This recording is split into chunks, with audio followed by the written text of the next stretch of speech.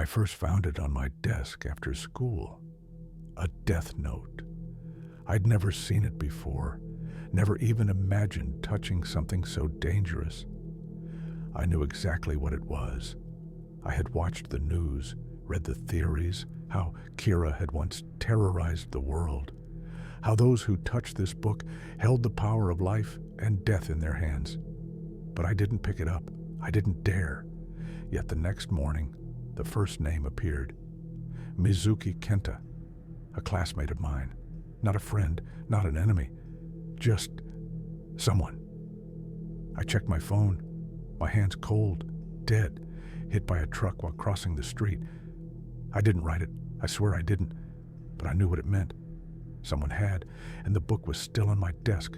The death note sat there, silent, unmoving. I stared at the name written inside. Mizuki Kenta. I didn't write it. I hadn't even touched the book, but someone had. I forced myself to breathe. Okay. Maybe someone's messing with me. I wasn't the only one who stayed late after class, maybe some sick joke. But when I flipped through the pages, they were all blank. No smudges, no pressure marks. Just that single name in flawless handwriting. I threw it in my bag and ran home. That night, I locked the death note in my desk drawer. If someone was using it, I wasn't going to let them touch it again. I barely slept, my mind replaying the news. Mizuki Kenta, dead, killed instantly.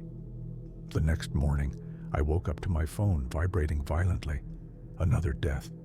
Not a classmate, a teacher, my homeroom teacher, Tanaka-sensei. I shoved my drawer open.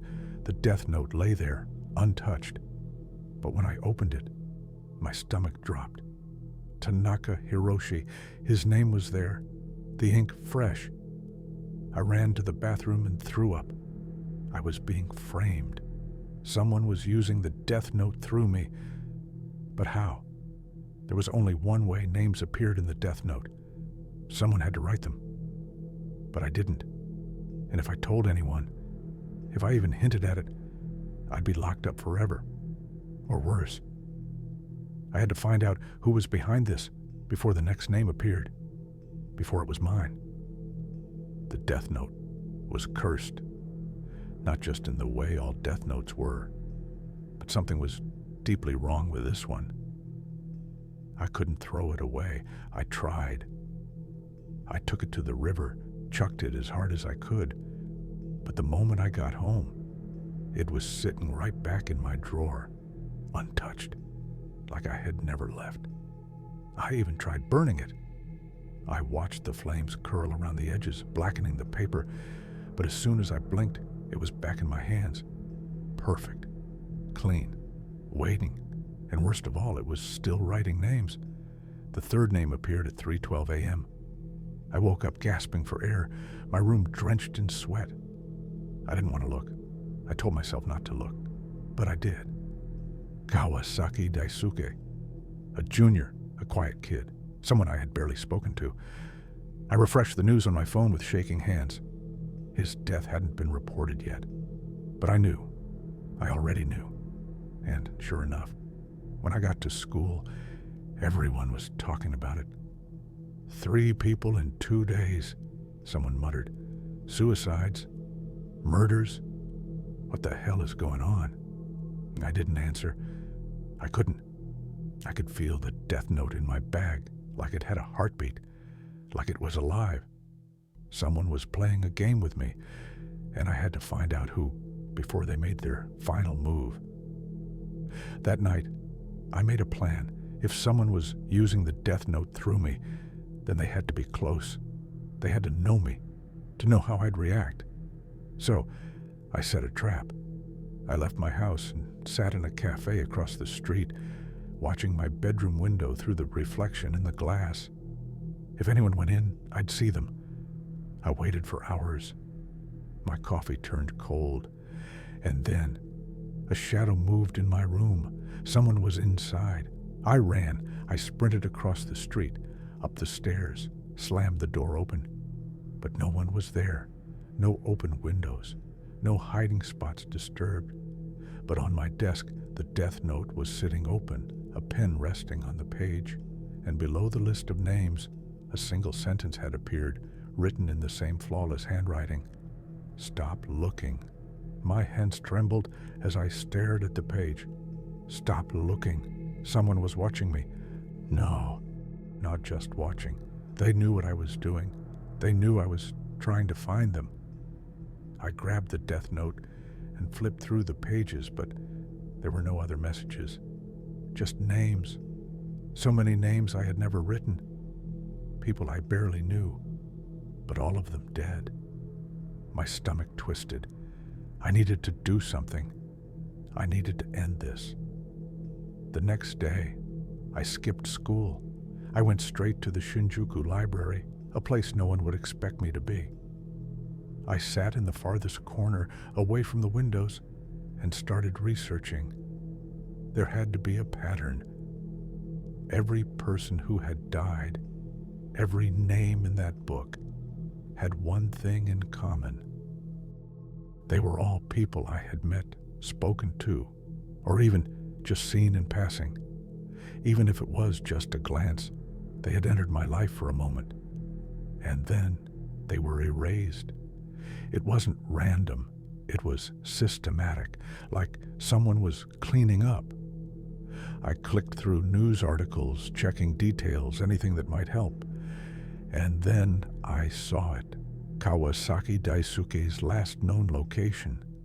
The night he died, he had been seen leaving the train station near my house. Why? Why was he so close to my home? Was he coming to see me? I scrolled further down the article, and that's when I saw it. Surveillance footage. A still image of him walking down the street, caught on camera just minutes before his death. But he wasn't alone. Behind him, blurred in the background, was someone else. Someone I recognized. Me. I dropped my phone. That wasn't possible. I had been home. I was sure of it. But the grainy image showed someone wearing my exact clothes, walking just a few steps behind him. A perfect copy of me. I shut my eyes, breathing hard. This didn't make sense. The death note, the impossible deaths, the warnings. Was I the one writing the names? Number. I never picked up the pen. I never wrote a single word. But what if I wasn't the only me? I ran home, my pulse pounding. The moment I stepped inside, I could feel it. I wasn't alone. The apartment was silent, but something was off. The air was heavier, like someone had been here just seconds before I arrived. I walked to my room. My hands shook as I reached for the doorknob. I opened it and froze. Sitting at my desk, facing away from me, was someone else. Same hair, same posture, same everything. They were holding a pen over the death note, and slowly, deliberately, they turned around, and I saw my own face staring back at me.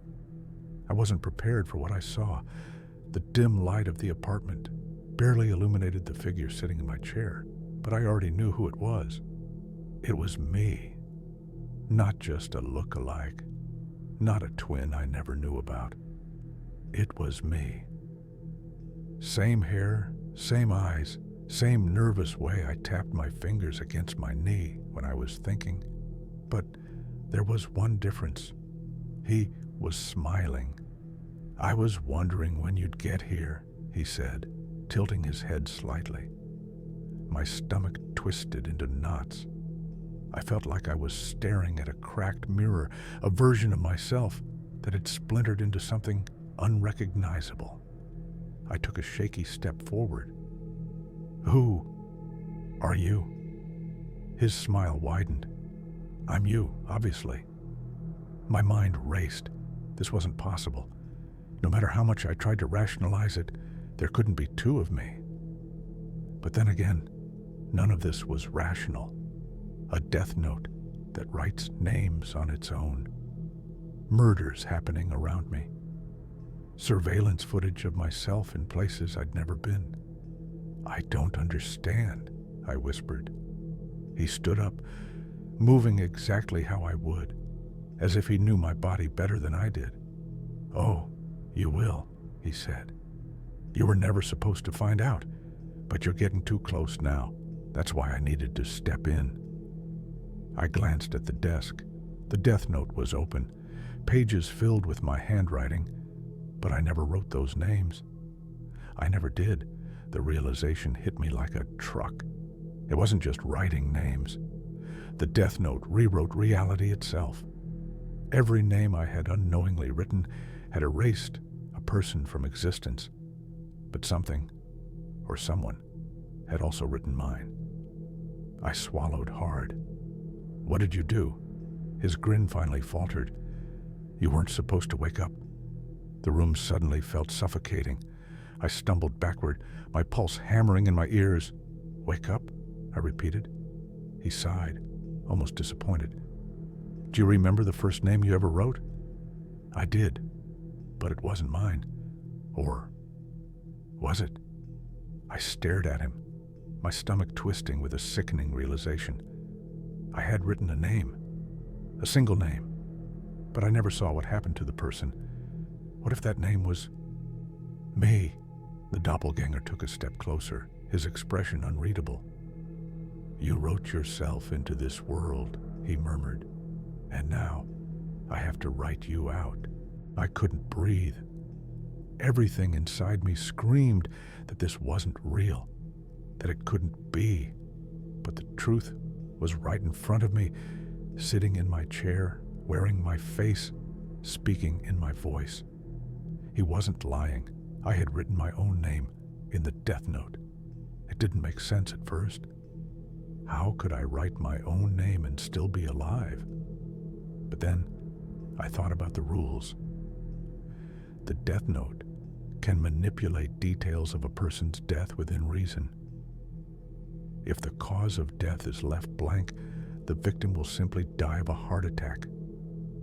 If no time of death is specified, it will occur exactly 40 seconds after the name is written. And then there was another rule. A name written in the death note cannot be erased. My doppelganger, the real me, sighed and pulled something from his pocket. A pen. "The moment you wrote your own name, you ceased to exist," he said, twirling the pen between his fingers. "But something made you stay. You weren't erased completely. You just became a shadow." I shook my head. "No, that's impossible." "Is it?" His smile faded, and for the first time I saw it, the exhaustion in his eyes. "Have you ever wondered why the death note kept writing names even when you weren't touching it? Why you were being hunted for crimes you didn't commit? Why you could never remember doing any of it?" I clenched my fists. "Because you were doing it." He nodded. "I was fixing the mistake." I glanced down at the open death note, its pages filled with names in my handwriting. My stomach turned. "Then why didn't you just kill me?" I asked, voice shaking. "If I wasn't supposed to exist, why keep me alive?" For the first time, he hesitated. "I tried," he admitted, "but something kept stopping me." His fingers tightened around the pen. "I wrote your name 100 times, he whispered. "And yet, here you are." The room fell into silence. I could hear my own heartbeat, feel the weight of reality pressing down on me. I swallowed hard. What happens now? The doppelganger met my eyes, and I saw it. The fear. "We finish it," he said, stepping toward the death note. Before I could react, he slammed the pen down onto the paper, and I felt it. A searing pain ripped through my chest. It was like my soul was being pulled apart, like something deep inside me was breaking. I stumbled back, gasping as memories flooded my mind. I was never supposed to exist. The world had already erased me once, and now it was erasing me again. I collapsed to my knees, vision blurring. My doppelganger stood over me, watching. "I'm sorry," he murmured. "You weren't meant to be here." I tried to speak, to fight it, but I could feel myself fading. The last thing I saw was the death note, my name, written in ink, and then nothing. The apartment was empty. The death note lay on the desk, its pages blank. Outside, the city moved on, and in the world's memory, there was no trace of the man who once thought he existed.